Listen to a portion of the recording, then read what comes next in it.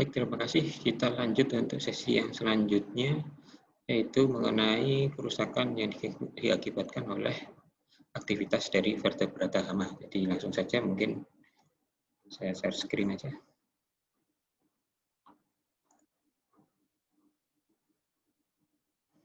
Ya, jadi ini ya, misalnya kuliah yang kedua, tapi sesi yang selanjutnya ya, jadi kerusakan tanaman akibat aktivitas vertebrata hama. Jadi yang pertama mungkin dari tikus dulu ya. Jadi hama tikus itu yang paling banyak untuk kita ya, untuk kita pelajari pastinya menyerang tanaman padi. Jadi jenis tikus yang menyerang tanaman padi itu adalah Ratus argentiveter. Morfologinya bagaimana nanti akan kita bahas di pertemuan yang akan datang. Jadi hama tikus itu akan menyerang tanaman padi dari mulai masih menjadi bibit. Jadi bibit sudah tikus sudah menyerang hingga tanaman memasuki masa pengisian bulir. Ya. Jadi hampir semua stadia mereka menjadi hama. Jadi akibat serangan hama tikus ini hasil panen mengalami kerusakan sekitar 15-20% setiap tahunnya. Setiap tahun itu sekitar 15-20%. Cukup besar sekali. 20%. Anda bayangkan aja mungkin kalau setiap tahun itu dihasilkan 100 ton, itu sudah 20 ton sendiri yang hilang dikarenakan serangan hama tikus ini. Ya. Cukup besar sekali. Jadi pada stadia persemaian, tikus akan menyabut benih, jadi dia biasanya dicabut kemudian dimakan gitu ya. Dia masih tersisa endospermnya ya. Jadi kan kalau masih benih itu kan istilahnya yang bawahnya itu kan masih mungkin ada endospermnya ya. Jadi itu dimakan. Kemudian pada stadia vegetatif ya, jadi mulai tumbuh, stadia tumbuh gitu ya. Jadi tikus akan memotong bagian pangkal batang, bergiti dikarenakan dia hewan pengarat, untuk memakan batangnya. Kemudian pada stadia generatif ini berarti dia akan sudah mulai ada bulir-bulir, ya, jadi bulir masakan. Jadi dia akan memotong pangkal batang untuk memakan bagian malai atau bulirnya. Jadi dipotong dulu biasanya.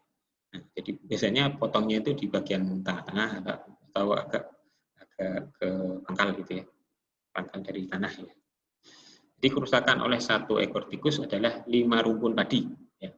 Jadi 5 rumpun padi per malam. Jadi satu ekor tikus itu akan memakan 5 rumpun. Jadi bukan 5 rumpun itu ya satu rumpun kan terdiri dari berapa padi gitu kan ya.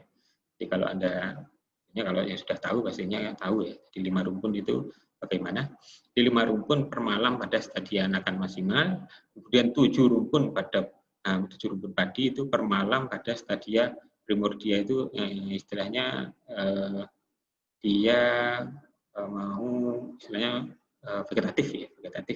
Jadi dia akan mulai menuju ke fase bulir, artinya mau bunting ya. Kemudian 12 rumpun padi per malam pada stadia bunting. Jadi makanan utamanya dia kan adalah biji-bijian. Ya.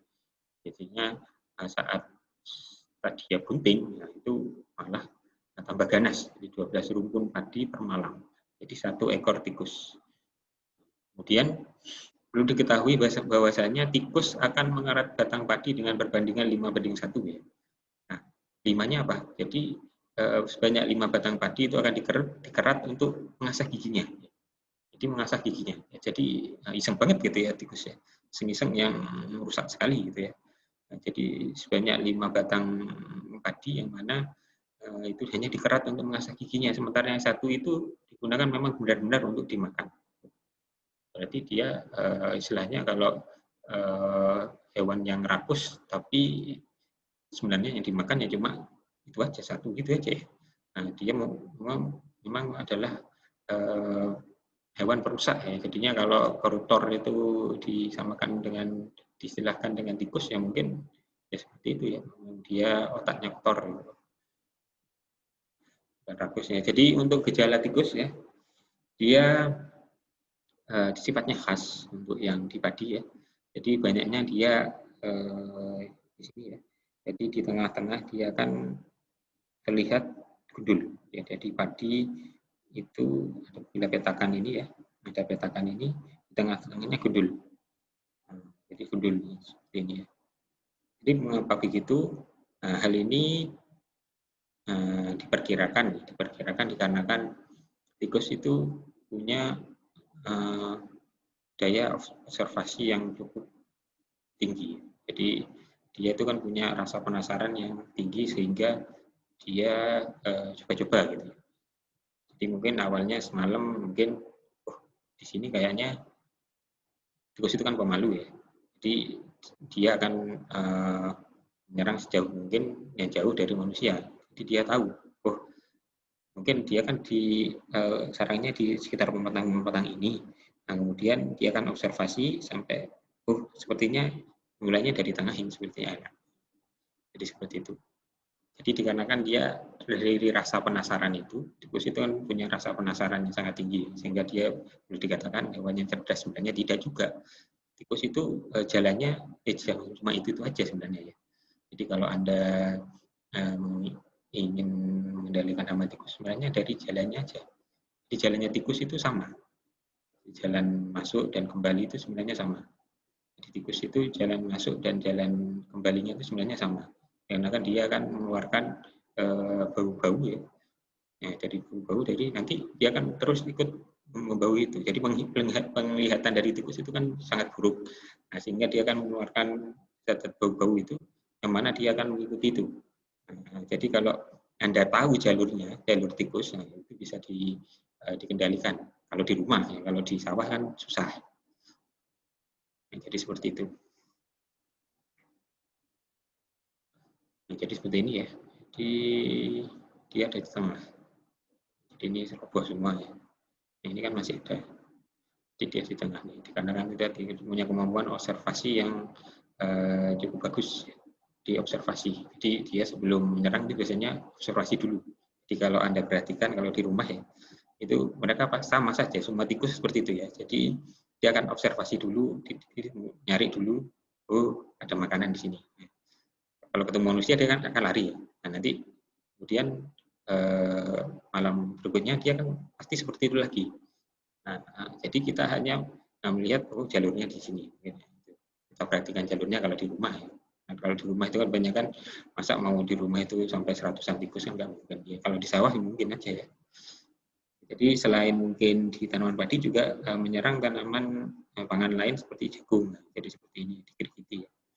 Dia akan naik kemudian memakan. Kalau di jagung itu kebanyakan dia memang disadia kalau sudah seperti ini ya. Jadi sudah berbiji seperti ini. Jadi kalau sudah seperti ini kan ya cukup lumayan ya, kalau sudah seperti ini. Bisa-bisa nanti buah bonggol jagungnya menjadi busuk kalau terkena hujan. Ya, jadi selain menyerang tanaman pangan, tikus juga bisa menyerang tanaman perkebunan seperti kelapa sawit, kemudian juga kakao ataupun tebu. Ya. Nah, jadi kalau di kelapa sawit ya, ini di kelapa sawit ya. Di penjelasan ini di kelapa sawit. Jadi pada tanaman kelapa sawit yang belum menghasilkan, jadi TBM itu tanaman belum menghasilkan. Ya. Jadi kalau yang punya kebun sawit ya, pasti tahu ya, TBM, di TM, TM itu tanaman menghasilkan. Jadi tikus akan menyerang pangkal pelepah, di pangkal pelepah atau batang hingga banyak pelepah sengkleh. Sengkleh itu hasilnya patah-patah gitu ya. Jadi tidak jarang serangan tikus juga dapat mencapai titik tumbuh sehingga menyebabkan tanaman mati. Cukup berbahaya sekali ya. Jadi perlu diketahui juga jenis tikus yang menyerang tanaman kelapa sawit itu adalah Ratus Iomanicus. Iomanicus itu tikus-tikus dahan. Kemudian juga ada ratus diardi. Jadi tikus-tikus di rumah itu juga apabila kebun kita dekat dengan rumah, yaitu ratus diardi juga akan memakannya. Jadi sama sebenarnya untuk yang padi juga selain ratus argentiventer juga ratus diardi juga akan memakan apabila dia dekat dengan pemukiman. Selama dia dekat dengan pemukiman, dia akan kalau sudah tidak ada makanan di pemukiman, dia akan menyerang di tanaman budidaya. Kemudian data penyisipan di tanaman baru akibat serangan tikus itu bisa mencapai 20-30%. Cukup tinggi ya. Jadi serangan tikus pada buah yang sudah matang itu menyebabkan penurunan kandungan minyak. Ya. Kemudian daya makan tikus besar 5,9 sampai 13,7 gram buah per hari. Cukup besar sekali. Tetapi dapat merusak satu permukaan tandan segar, jadi hampir semua tandan itu habis, di mana populasi tikus sekitar 183 sampai 537 ekor per hektar. Itu mengakibatkan kehilangan minyak sawit mentah mencapai jadi segini ya, sampai 830 sampai 970 kg per hektar per tahun. Di tikus juga menyerang buah mentah sehingga berpotensi serang penyakit busuk buah. Jadi serangan tikus pada bunga jantan itu juga akan mengurangi populasi serangga penyerbuk yang namanya adalah Elaiodobius cameruncus, ya. Di mana tikus itu kadang juga menyukai bunga jantan dikarenakan ada serbuk sarinya ya di sana. Ataupun dikarenakan dia ada larvanya ya, jadi larva dan pupa dari, jadi dia akan memakan ini, dia memakan dikarenakan dia Elaiodobius cameruncus itu menyukai serbuk sari dari bunga jantan, sehingga dia akan bertelur di sana. Kemudian tikus itu akan mencari larva serta pupa dari ini, jadi dimakan. Ya, jadi ini pada TBM dan ini pada yang sudah TM istilahnya ya, sudah muncul tandan itu, tandannya hampir habis ini ya. Nah, kemudian ini di bunga jantan. Ini di bunga jantan. Di bunga jantannya juga habis juga ini. Ya. Habis juga. Kemudian lanjutnya ini di tanaman perkebunan. Ya. Ini di tanaman perkebunan yang lain ini ada di kakao. Ini kakao juga dia cukup menyebabkan kerusakan yang cukup serius ya di tanaman kakao selain dari bajing. Kalau hamanya itu di kakao itu kan kalau serangganya, kalau vertebratannya itu bajing dan tikus. Dan ini tanaman tebu, tebunya menjadi seperti ini ya, serius juga. Jadi selanjutnya untuk kerusakan akibat hama bajing ya. Jadi kalau bajing umumnya menyebabkan timbulnya kerusakan pada tanaman perkebunan, misalnya seperti kelapa, kemudian kakao, serta tanaman hortikultura buah-buahan, durian dan nangka. Jadi bajing akan melubangi dan memakan buah kelapa yang masih muda maupun tua. Di buah kelapa dia suka, ya, kebanyakan dia memang menyukai buah kelapa. Di samping itu bajing juga memakan berbagai buah-buahan seperti nangka dan durian. Jadi hama bajing menjadi musuh yang sangat merugikan untuk petani kakao. Nah, jadi dia akan menyebabkan akibat itu adalah ratusan buah kakao menjadi rusak. Jadi penurunan ini itu bisa mencapai 50% bajing. Bajing itu bisa sampai 50%, cukup tinggi sekali ya. Serangan hama bajing juga dapat menurunkan produktivitas tanaman kakao cukup banyak ya, dari 900 kilogram per hektar menjadi hanya 500 kilogram, jadi berkurangnya 400. Banyak di 50%. Jadi kalau untuk jadi serangan hama bajing itu bisa dibedakan dengan serangan hama tikus ya. Jadi kalau bajing itu banyaknya dia ada di ujung. Jadi ada di ujung. Jadi ini buahnya, nah ini ujungnya kan ya. Jadi kelihatan ujungnya itu dikerat oleh bajing, yang mana keratannya itu kebanyakan besar. Jadi keratannya besar ya, keratannya besar dan tidak beraturan. Nah, sedangkan apabila serangan oleh tikus itu biasanya keratannya kecil. Jadi tikusnya ini adalah jenisnya adalah Ratus rockway. Jadi menyebabkan kerusakan pada tanaman kelapa itu adalah Ratus rockway. Tikusnya jenisnya adalah Ratus rockway. Jadi kecil aja sebenarnya. Kecil dan teratur gitu ya. Jadi dia lebih teratur kalau tikus itu. Ya, tapi ya rusaknya sama. Ya. Jadi kalau bajing itu dia agak kurang teratur, banyaknya di ujung. Di ujungnya. Kalau tikus itu di pangkal. Di dekat pangkal gitu ya. Ini kan pangkalnya ya. Jadi dia di dekat pangkal. Jadi perbedaannya di situ. Jadi yang perlu digarisbawahi di sini, perbedaannya adalah kalau bajing dia lubang diakibatkan oleh gigitannya itu lebih besar dan tidak teratur, kemudian letaknya di ujung. Sedangkan kalau yang tikus lubangnya lebih kecil dan teratur, letaknya di pangkal, dekat pangkal. Kemudian untuk yang di buah kakao itu juga bisa dibedakan. Jadi kalau di bajing kebanyakan dia adalah bolong seperti ini ya, dia bukan bolong seperti ini. Kemudian bajing itu menyerangnya pada siang hari yang mana dia memakan buahnya saja. Jadi memakan buah dari kakaonya saja, kemudian biji-bijinya itu pasti dibuang. Dia tidak memakan biji-bijinya. Ya, dia tidak akan memakan biji-bijinya.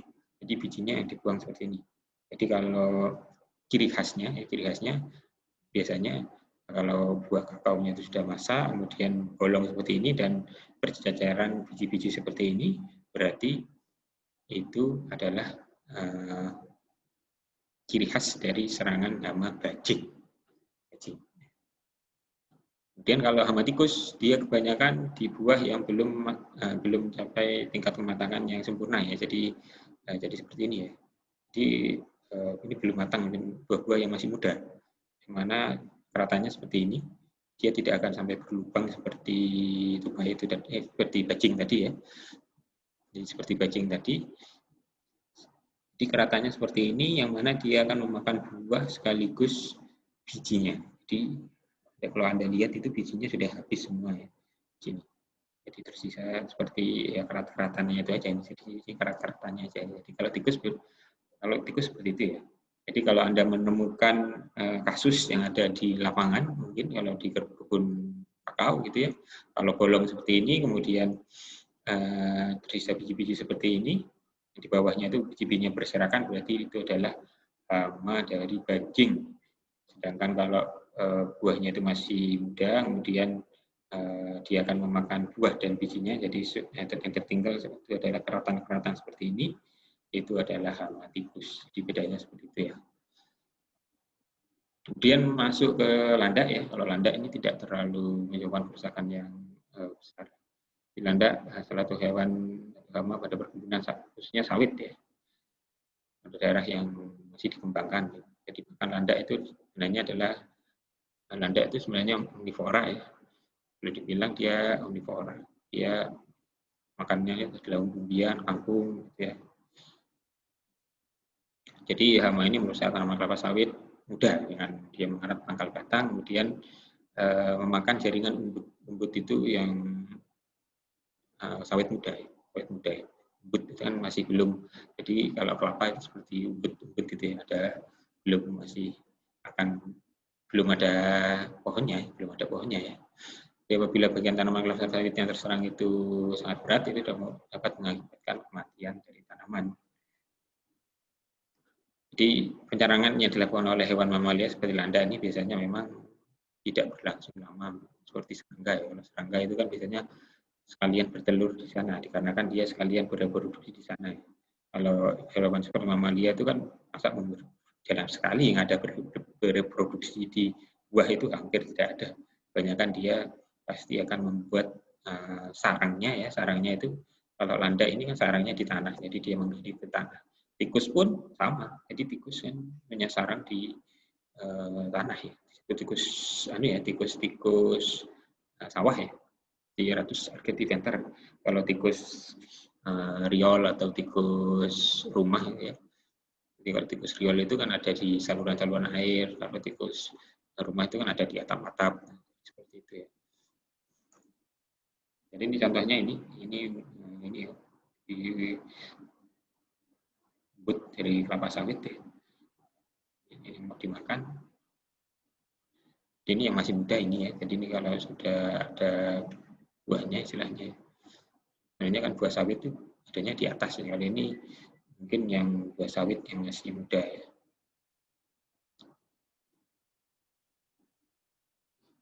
Kemudian masuk ke arti penting dari hama burung ya. Jadi hama burung istilahnya ini kerusakan kan nantinya.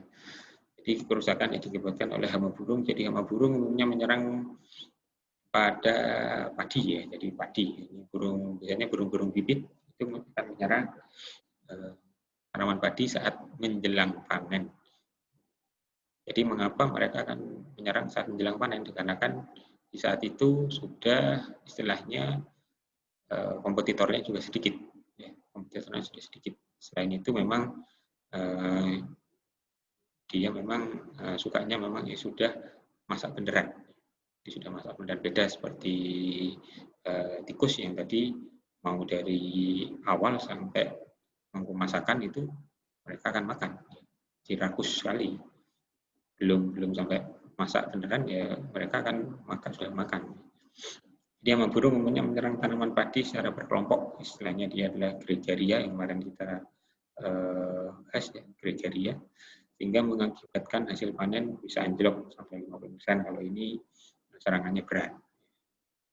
Jadi dia misalnya menyerangnya juga kalau ada amati itu kan tidak setiap panen burung dia akan menyerang sampai menyebabkan kerusakan yang besar ya. Jadi mungkin ada saat tertentu saja. Ada saat tertentu saja ya. Enggak setiap mungkin pada awal tahun itu mungkin sedikit, mungkin pada tengah tahun itu agak banyak karena kan anginnya banyak seperti itu ya. Jadi gejala serangan burung menyebabkan tanaman padi mengalami yang namanya biji hampa ya, di bulir kering, kemudian banyak biji padi rontok. Selain itu juga bisa menyebabkan patahnya malai padi. Ini seperti contohnya ini ya. Jadi bulirnya kopong. Kalau ini kerusakan yang sangat berat sekali ya. Jadi ini kerusakan yang amat sangat berat sekali sampai ini biji padinya hampir kopong semua ini sepertinya ya. Nah, ini contohnya yang ini saya ambil fotonya saat penelitian ya. Itu saat padinya sudah masak susu ya. Jadi sudah mau dipanen, menjelang panen itu nah, dia menyerang jadi seperti ini ya. Jadi serangannya itu kelihatan sekali ya. Jadi kelihatan sekali ini adalah hama burung. Kalau Anda di sini mungkin agak kurang jelas ya. Kurang jelas mungkin kalau Anda langsung ke lapangan itu mungkin bisa melihat serangannya cukup jelas. Jadi ini mulainya patah, kemudian dia akan memakan ini. Ya. Ini dimakan. Seperti itu ya. Kemudian masuk ke babi hutan. Ya. Jadi babi hutan pada umumnya memang menyerang tanaman yang mana berbatasan dengan hutan. Misalnya.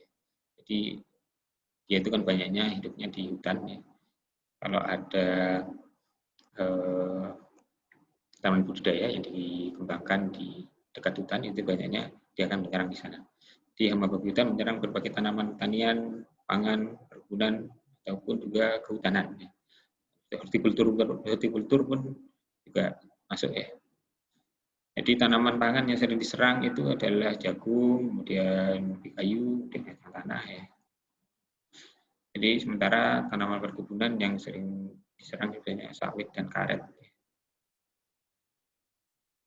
Nah, jadi kerusakan yang diakibatkan oleh babi hutan ini dibagi menjadi dua macam ya. Yang pertama adalah kerusakan secara langsung dan kerusakan secara tidak langsung. Jadi kerusakan langsung itu apa? Jadi kerusakan langsung memang babi hutan itu merusak tanaman dengan memakan bagian dari tanaman itu sendiri. Contohnya mungkin mungkin ketela ataupun tanaman umbi-umbian ya, ubi jalar, ubi kayu, nah itu dirusak sampai dimakan umbinya, dimakan umbinya. Nah, kemudian kalau kerusakan tidak langsung bagaimana? Jadi babi itu memang dia makanannya selain jadi babi itu omnivora secara istilahnya omnivora yang sesungguhnya ya. Jadi semua makanan yang ada di depannya itu akan dia makan. Ya, jadi omnivora yang memang omnivora secara sesungguhnya. Jadi dia juga akan memakan tanah.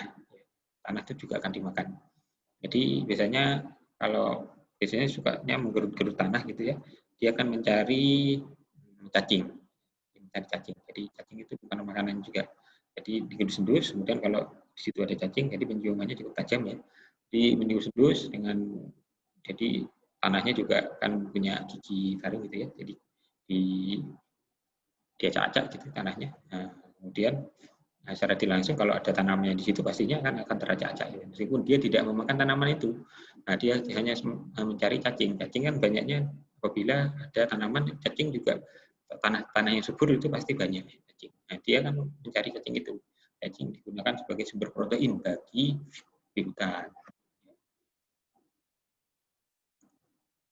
Nah, jadi contoh dari gambar kerusakan seperti ini. Jadi ini di Tales. Tales ini dimakan umbinya, kemudian dirusak. Ini kerusakan yang secara langsung. Ini juga sama. Ini di bawang merah, ya. Bawang merah. Atau kalau di bawang merah ini kuat ya.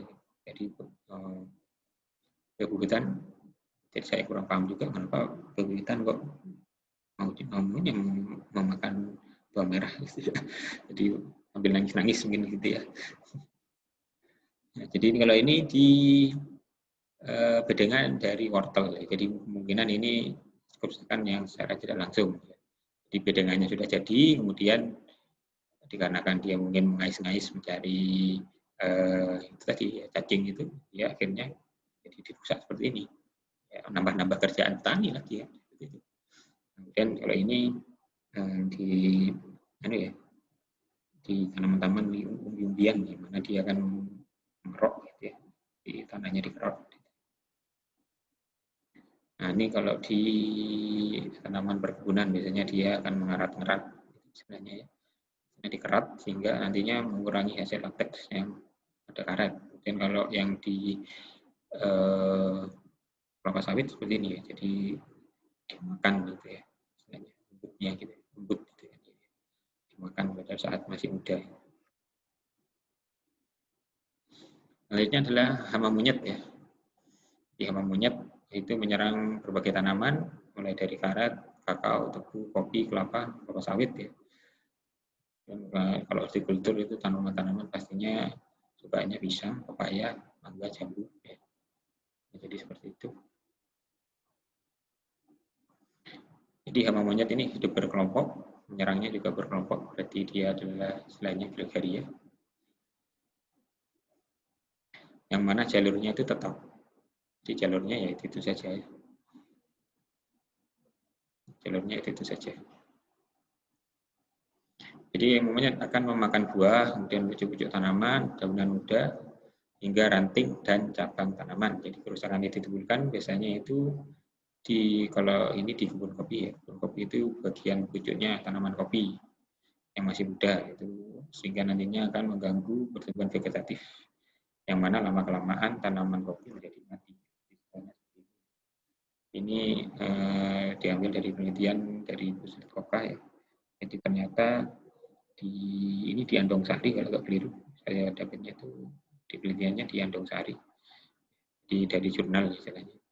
Jadi dia akan memakan tanaman yang masih muda, ya, sehingga lama-kelamaan ya mati juga. Ini di jagung ya. Di jagung dia akan memakan bonggol-bonggol yang masih agak muda ya. Jadi kalau sudah agak tua itu mungkin agak keras, agak susah. Apakah tidak bisa? Ya bisa saja mungkin. Tapi banyaknya mungkin yang masih muda.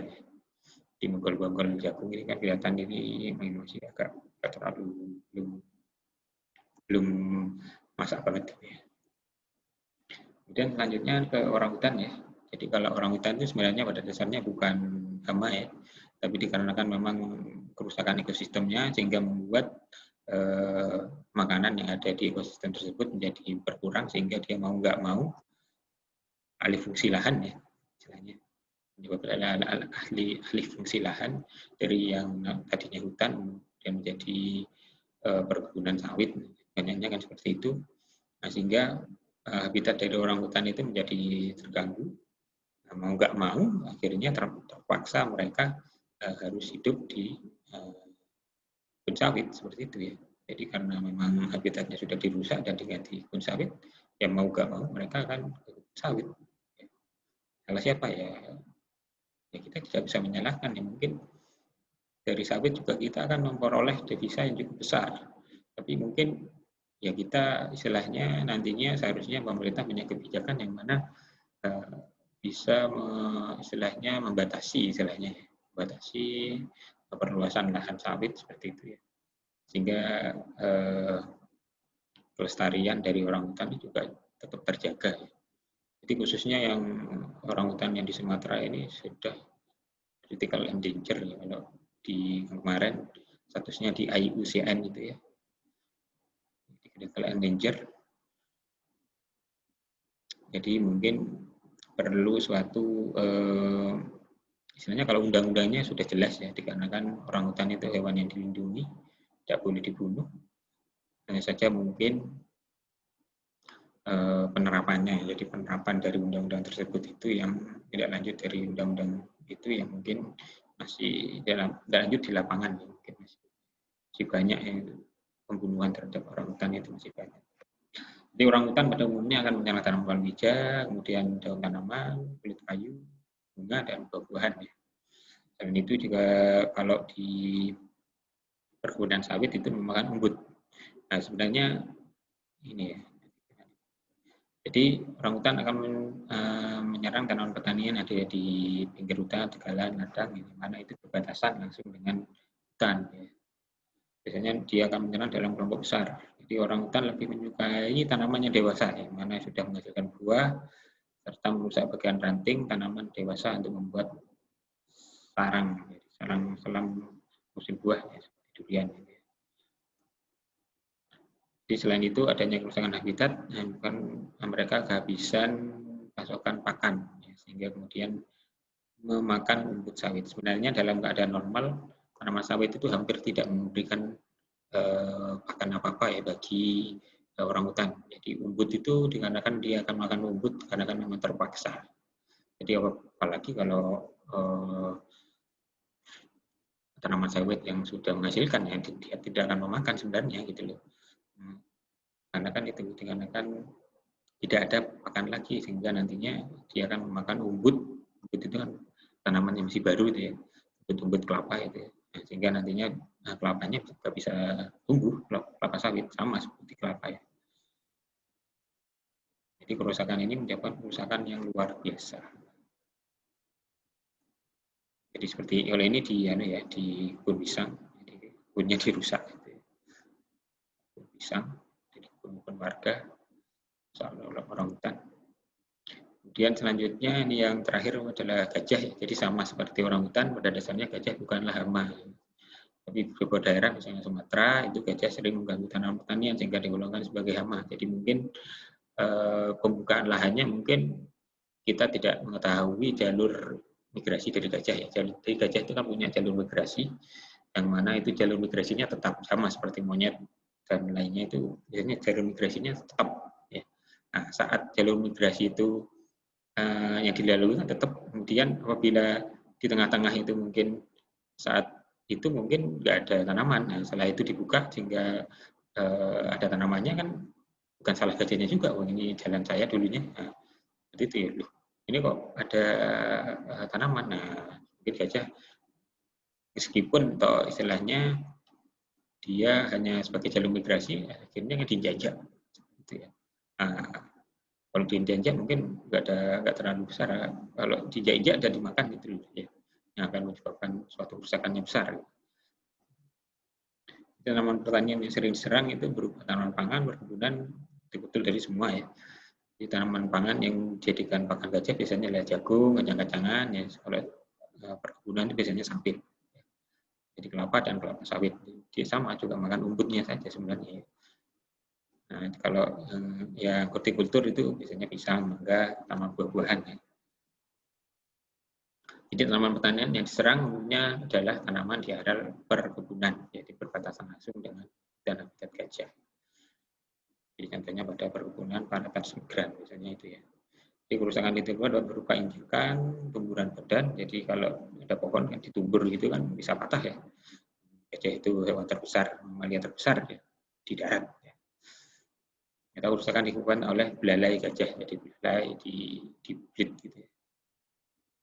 Jadi ada pun faktor-faktor yang mempengaruhi jumlah kerusakan oleh gajah itu yang pertama adalah jumlah populasi. Jadi kalau pastinya sama sebenarnya untuk populasi untuk faktor-faktor yang mempengaruhi kerusakan itu untuk setiap hama sebenarnya sama. Jadi jumlah populasi gajah kalau semakin besar populasinya tentunya daya rusaknya juga masih besar. Jadi mereka kan berkelompok juga ya. Kemudian kondisi lahan, jadi jarak dengan hutan. Kalau jaraknya itu dekat, ya pastinya kemungkinannya menjadi lebih besar. Kemudian kebersihan lahan, di lahannya kalau bersih kemungkinan juga. Tapi kalau selama itu masih dari daerah tetap si jalurnya gajah ya, tetap itu kan dilewati ya, apapun yang terjadi. Kemudian jumlah lahan masyarakat yang berada di sekitarnya, jadi kebersihan lahan dan jumlah lahan masyarakat yang berada di sekitar. Yang terakhir adalah upaya pengendalian yang dilakukan oleh pemilik lahan. Jadi kalau didiamkan aja, gajah ya tetap aja nanti ke sana. Jadi mungkin kalau sudah memang itu menjadi lahannya, kemungkinan nanti bagaimanapun bisa jalur gajah itu mungkin dialihkan. Seperti itu. Jadi pengendaliannya seperti itu. Karena kan ini hewan-hewan yang dilindungi oleh undang-undang, pastinya ada kriteria tertentu untuk dalam pengendaliannya. Jadi tidak bisa kita melakukan upaya mekanikal seperti menembak, atau fisikal seperti mementung, atau sehingga nantinya membuat gajah itu menjadi mati, sebenarnya nggak boleh. Kecuali gajah itu akan menyerang pemukiman. Kalau menyerang pemukiman itu mungkin boleh. Menyerang pemukiman. Kalau hanya dia di dalam perkebunan saja, mungkin cara mengatasinya pasti akan beda. Nanti akan dijelaskan di pertemuan yang terakhir, ya. Mungkin bukan saya, nanti mungkin dosennya, jadi mungkin Pak Sigit atau Pak Wildan. Jadi ini gambarnya, ini contohnya ini di kebun sawit ya. Jadi ini dihancurkan seperti itu, mungkin ini jalannya memang ya. Kalau di sawit itu biasanya dihancurkan gitu aja ya, karena kan memang gajah makan apanya ya di sawit itu kan. Jadi ini kemudian ini di jagung, di tanaman pangan ini ya. Jadi gajah akan memakan jagung-jagung. Dan ini juga sama di sawit ya, memakan umbutnya biasanya ya, umbut yang di tengah-tengah itu. Nah, kalau ini kurang paham, ini mungkin di tebu ya, atau di jagung ini ya, jagung juga ya, jadi jagung. Ya, jadi seperti itu. Mungkin untuk yang, ini gajah masih belum yang terakhir ya, terakhir kelelawar, maaf ya. Jadi tadi sebelum ini adalah codot atau kelelawar ya. Jadi kelelawar buah yang dikenal pula sebagai codot itu dalam bahasa Indonesianya adalah bat. Jadi bisa disebut flying fox, sebenarnya ini keliling flying fox. Jadi selanjutnya digunakan untuk kelelawar makan buah. Jadi kelelawar itu kan ada banyak. Kelelawar-kelelawar yang punya kemampuan ekolokasi itu kebanyakan dia kelelawar insektivora ya. Kalau yang makan buah itu dia cukup jarang punya kemampuan ekolokasi. Kemudian bagaimana caranya bisa tahu bahwa buah itu masak ya, dari warnanya, dari warna buah, kemudian dari baunya. Jadi indera penciuman dari kelelawar itu juga cukup bagus sehingga nantinya dia tahu bahwa ini tanaman sudah masak. Jadi kelelawar buah itu mengacu pada famili Pteropodidae. Di adapun kerusakan yang dilakukan oleh kelelawar di buah rontok dan buah rusak dan rontok. Di buahnya menjadi rusak dan rontok. Hanya saja kalau Anda perhatikan itu dari satu pohon mangga itu kan mungkin hanya 2, 3 sampai semuanya itu kan dimakan oleh kelelawar ya. Jadi mungkin memang dia istilahnya hama-hama yang mungkin kategori yang menimbulkan kerusakan yang tidak terlalu besar, mungkin kategori ringan dan sedang gitu ya. Di pada buah yang rontok tampak bekas gigitan di beberapa bagian, kemudian bentuk buahnya tidak lagi utuh, melainkan ada beberapa bagian melainkan luka. Jadi di sebagian besar sebenarnya kalau orang-orang Jawa ya, karena saya memang di Jawa, itu kebanyakan buah yang dimakan codot itu kan hanya sedikit aja ya, separuh aja, itu biasanya dimakan lagi sama manusia. Sebenarnya kalau menurut saya itu janganlah ya, karena kan itu tadi dia akan membawa virus-virus itu tadi ya. Ya kalau virusnya nggak di situ lagi, kalau virusnya masih di situ kan bahaya juga gitu ya. Yang penting dibuang aja. membuahnya masih butuh, masih banyak pasti. Paling kan dari beberapa buah itu hanya sekitar 3, 4 yang banyak ya. Dari kalau Anda punya pohon mangga itu yang berbuah sekitar hampir 50-an, paling ya paling banyak itu 10 sampai itu. Di buah yang rusak umumnya relatif setelah masak atau menjelang masak. Jadi dia tahu, dia punya itu dari indera penciumannya. Jadi bukan dari ekolokasi ya. Jadi kalau ekolokasi itu yang kelelawar yang insektivora. Jadi dia tahu saat terbang, dia tahu di sekelilingnya dari ekolokasi. Jadi ekolokasi itu bagaimana ya? Jadi indera seperti indera keenam gitu ya. Ya, jadi saya juga kurang paham. Jadi dia tahu kalau meskipun dia nggak melihat, dia tahu di situ ada pohon. Jadi seperti itu ya. Jadi istilahnya seperti sensor. Gitu ya. Jadi dia seperti punya sensor. Bukan sensor juga ya, tapi dia bisa merasakan bahwa di situ ada pohon. Jadi dia tidak nabrak. Kemudian dia juga bisa merasakan kepakan dari pakan sayap dari mangsanya ya. Jadi kepakan biasanya kan dia makannya ngengat. Ngengat itu kan serangga-serangga malam. Jadinya dia makannya memang serangga-serangga yang hidup di malam hari. Jadi kupu-kupu malam ya. Jadi ngengat ya. Ya, jadi seperti itu. Jadi ini contohnya ini kalau di mangga ya ini nah, coba dilihat ini kan masih banyak yang masih utuh kan ya. Jadi dari satu batangnya mungkin seberapa, mungkin 1 atau 2 aja. Kalau dari keseluruhan dari pohonnya mungkin saya pikir juga terlalu besar juga ya. Kalau ini dijauh, ini dia kerat seperti ini. Banyak kan memang buahnya memang sudah masak dikarenakan itu tadi dia punya indera penciuman yang sangat tajam. Jadi seperti itu mungkin kuliah kita kali ini. Jadi mohon nanti penjelasannya dicatat ya. Penjelasan yang tidak ada di slide mungkin nanti dicatat. Yang mana kemungkinan akan saya tanyakan kembali saat ujian. Jadi seperti itu. Terima kasih. Kuliah kita akhiri. Assalamualaikum warahmatullahi wabarakatuh.